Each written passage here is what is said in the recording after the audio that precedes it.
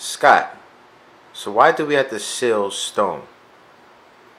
Well, this is granite. Even though it feels smooth, it is porous. So you need to seal it to prevent it from being stained. There's a couple different types of sealers that are available to you. The type that comes with it is the type that you have to keep reapplying. We're going to do it the first time for you and show you how to do it. Basically, that type of sealer comes in a spray bottle. You spray it on, wait according to the manufacturer to 10 or 15 minutes, and then you blow out any puddles that are left over.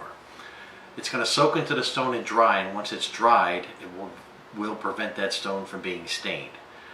You have to keep reapplying that type of sealer. Usually it's about once a year, but it's also going to depend upon how much you use your kitchen and also what you use to clean your countertops with.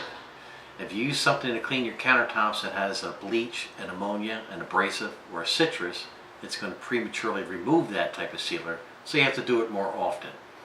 But the way that you test to see if that sealer is good is you wet your fingers and you flick water on it and you wait 4 minutes.